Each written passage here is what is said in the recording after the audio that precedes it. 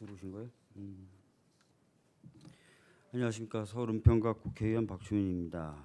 저는 오늘 개인회생 변제 기간을 3년으로 단축한 규정이 그 규정 시행되기 전의 사건에도 적용될 수 있도록 하는 그런 법안을 발의한 기자회견을 가지려고 합니다. 먼저 이 자리에 참석해 주신 분들 한 분 한 분 좀 소개를 해드리도록 하겠습니다. 먼저 민변의 박형근 변호사님 참석하셨습니다. 예. 주빌리 은행 사무국장이시죠. 홍성만님 참석하셨습니다. 예. 참여연대 경제노동팀장이신 김은정님 참석하셨습니다. 금융정의연대 대표이신 김득희님 참석하셨습니다. 금융정의연대 사무국장이신 전지혜님 참석하셨습니다. 참여연대 경제금융센터 이지우 간사님 참석하셨습니다. 안 하셨나요? 저기 계신가요? 한영섭 청년지갑 트레이닝센터 센터장님도 참석하셨습니다. 네. 먼저 제가 법안 발의 배경하고 내용을 좀 말씀드리고요. 박형근 변호사님, 홍선만 사무국장님 그리고 김은정 팀장님께서 이어서 발언을 하시겠습니다. 여러분들 아시겠지만 채무자의 회생 및 파산에 관한 법률에서 개인회생 변제 기간을 원래 5년으로 하고 있었습니다. 네, 굉장히 긴 기간이죠. 보통 2년에서 3년 정도 변제를 하시다가 실패하시는 경우가 많았습니다. 그래서 그 기간을 합리적인 기간이라고 평가받았던 3년으로 단축하는 법 개정이 있었습니다. 그 법 개정이 된 규정이 2018년 6월 13일부터 시행이 됐는데요. 문제는 그 법이 법 시행 이후에 접수된 사건들에게만 적용될 수 있는 것처럼 부칙이 되어 있었던 것입니다. 그런데 이 법 개정 취지를 고려해서 서울회생법원 등은 사실 법 시행 이전에 접수된 사건에 대해서도 3년으로 변제기간을 단축하여서 적용을 해왔던 바가 있습니다.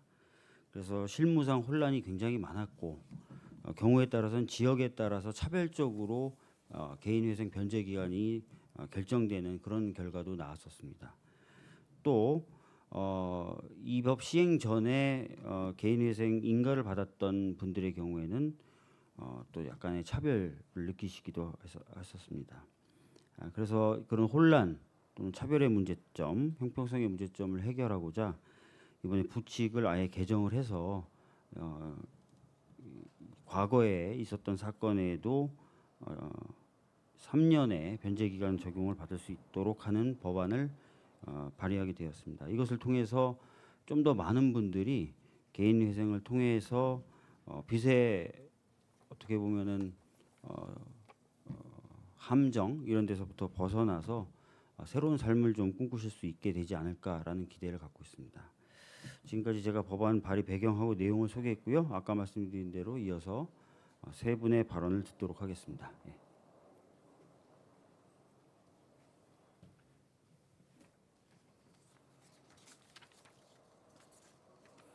네, 안녕하세요. 그 민변의 박형근 변호사입니다. 이 채무자 회생 및 파산에 관한 법률, 뭐 약칭해서 통합도산법이라고 부르는데, 이 통합도산법에 따른 개인회생 변제 기간이 아까 의원님께서 말씀하셨던 것처럼 종전에 5년이었습니다. 그 전에는 저희 그 통합도산법 제정 전에는 8년의 변제 기간이었는데, 통합도산법이 제정되면서 5년으로 변제 기간이 정해졌었고, 하지만 종전에 이런 통합도산법 같은 파산법제를 운영하는 미국과 같은 경우, 또 일본 같은 경우에는 다 개인회생 변제 기간이 3년이었습니다.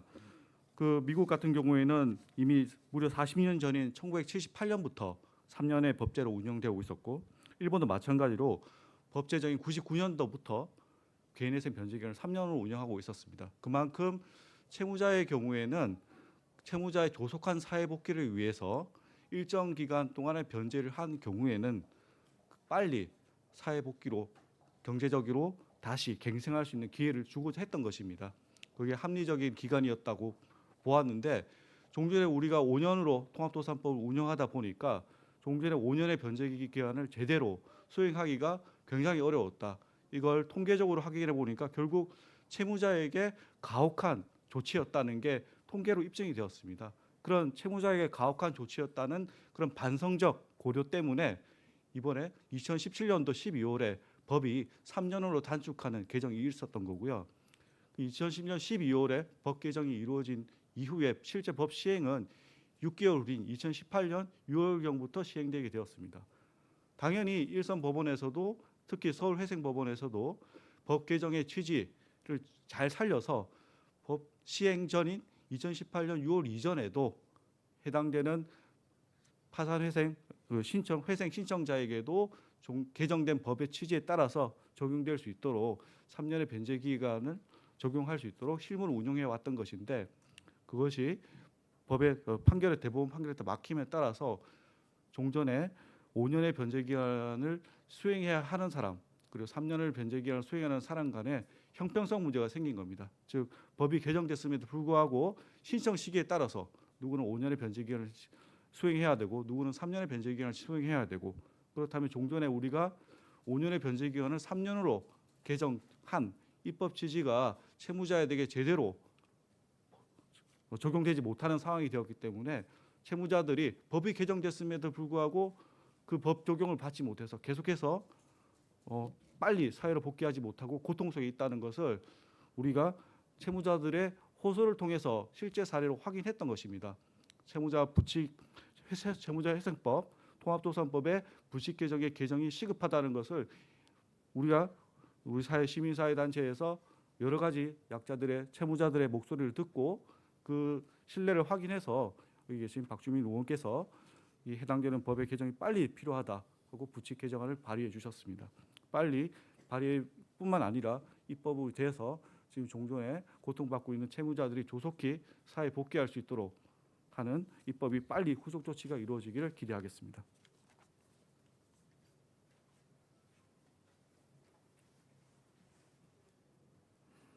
네, 안녕하십니까. 시민단체 주빌리은행입니다.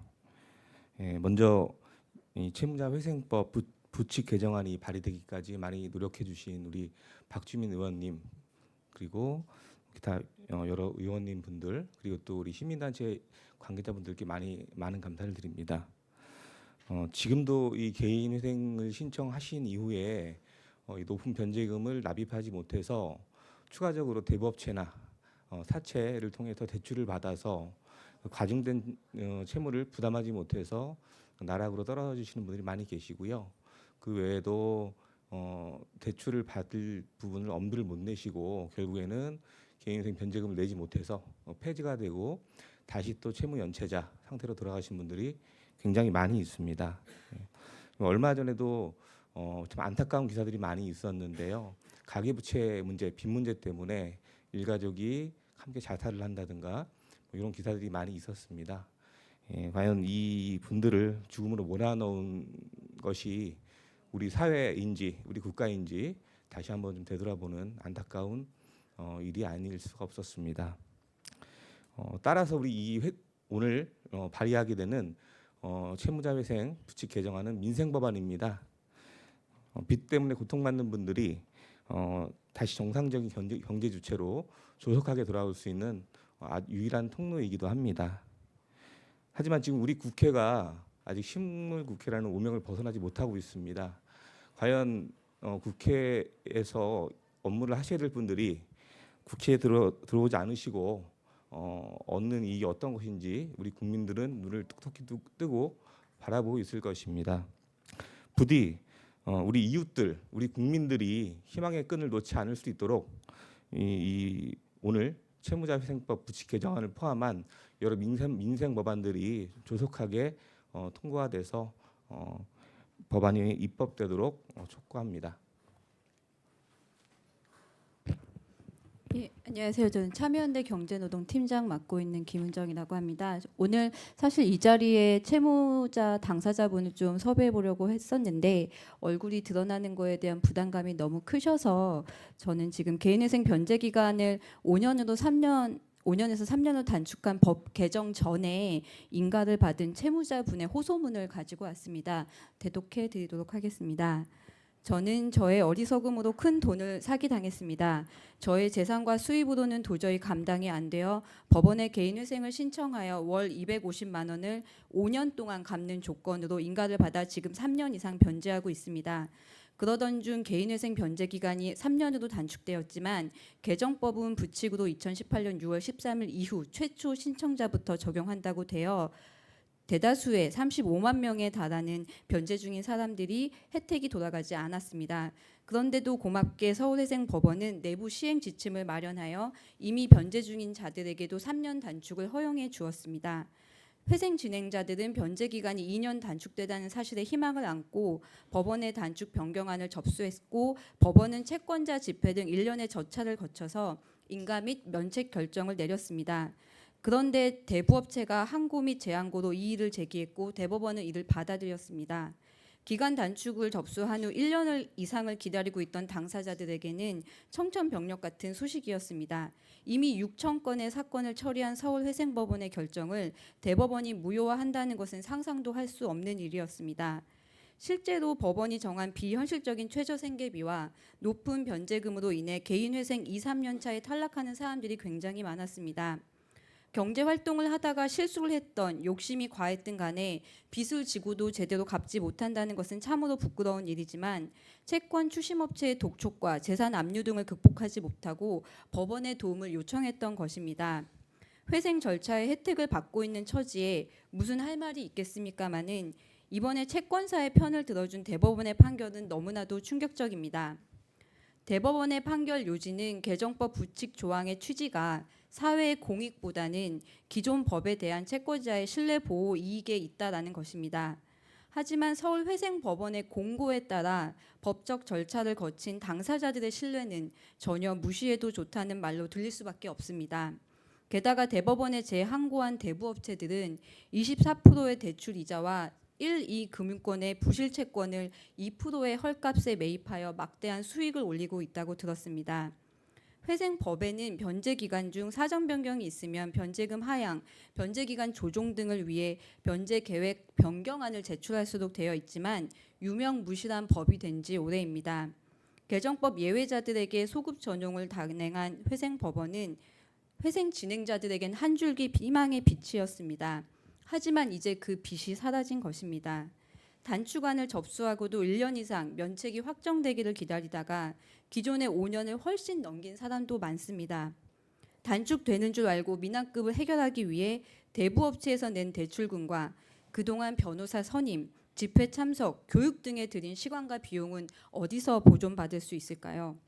어디에 호소해야 될지 모르겠지만 호소드립니다. 법이 정해준 채무를 성실히 이행하고 있는 사람들을 살펴봐 주시길 바랍니다.